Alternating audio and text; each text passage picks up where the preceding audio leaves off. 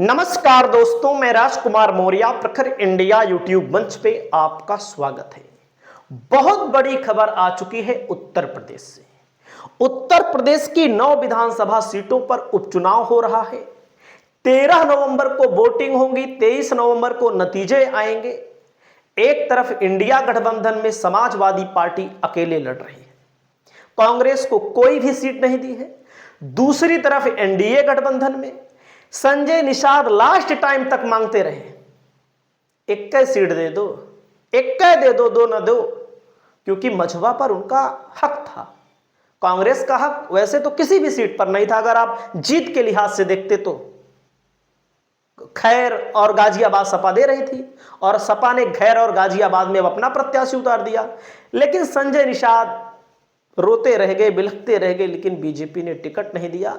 Last time में जो मझवा से टिकट मांग रहे थे उन्होंने आरोप लगा दिया कि 50 लाख हमारा खर्च हो चुका है, आवेदन के नाम पे 5 लाख ले लिए गए, 15 लाख हमारा इस तरह खर्च हो गया, उस तरह खर्च हो गया, तमाम चीज़ें उन्होंने बताई। उन्होंने कहा कि 2 करोड़ रुपए की हमसे डिमांड की गई थी। इसका मतलब टिकट पैसों से बंटते हैं। और वहीं पर समाजवादी पार्टी के पक्ष में खड़े नजर आ रहे हैं केशव देव मौर्य।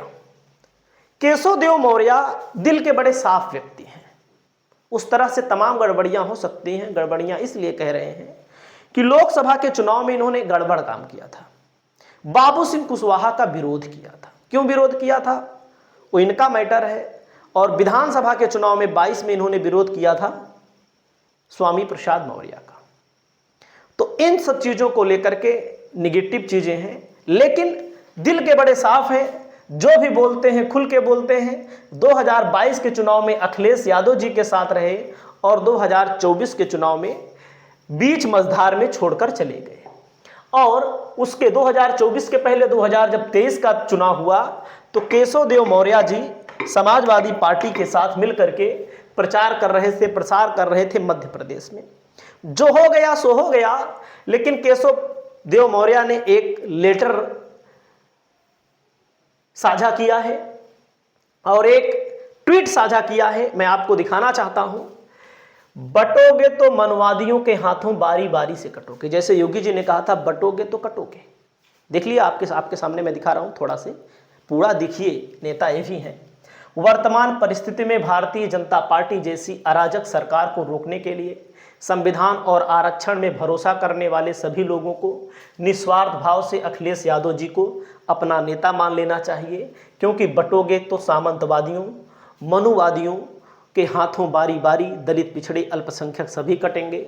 एक खतरनाक और लंबी लड़ाई है उन मनुवादियों, सामंतवादियों से है जो संविधान और आरक्षण के साथ साथ दलित, पिछड़े, अल्पसंख्यक के हक, अधिकार, सम्मान को पूरी तरह से रौंदने पर आमादा हैं।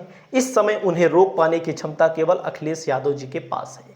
इसका मतलब पीडीए के नायक सिर्फ अखिलेश यादव, पीडीए के नेता सिर्फ अखिलेश यादव और पीडीए के हितैषी सिर्फ अखिलेश यादव। हमें चाहिए कौन? सिर्फ अखिलेश, सिर्फ अखिलेश।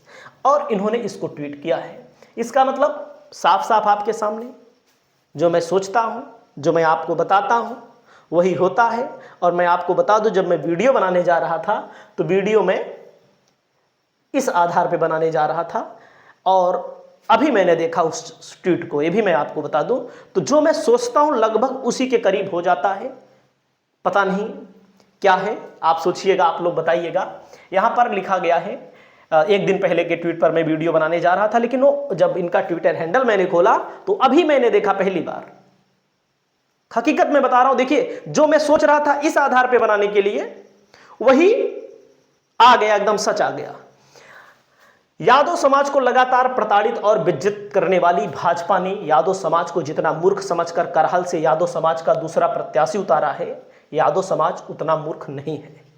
गोदी मीडिया भाजपा के जिस प्रत्याशी को सांसद धर्मेंद्र यादव जी का तथाकथित बहनोई साबित करने में जुटी है, धर्मेंद्र यादव ने उनसे बहुत पहले ही अपना रिश्ता तोड़ लिया है। विधानसभा उपचुनाव करहल में भाजपा ने यादव प्रत्याशी देकर खुले आम आत्महत्या कर ली है। तो ये पुराना एक धर्मेंद्र यादव जी द्वारा एक लिखा गया पत्र है, जिसमें उन्होंने कहा है कि जो मीडिया हमको दिखा रहा है कि हम धर्मेंद्र यादव कि फलाने हैं, रिश्तेदार हैं, तो धर्मेंद्र यादव ने इनसे रिश्ता पहले ही तोड़ लिया है। तो आप मान लीजिए केशवदेव मौर्य ने समाजवादी पार्टी को, आपको मैंने ट्वीट भी दिखाया, समर्थन दे दिया है। आपकी जो भी राय हो आप अपनी राय को बताइए। नमस्कार।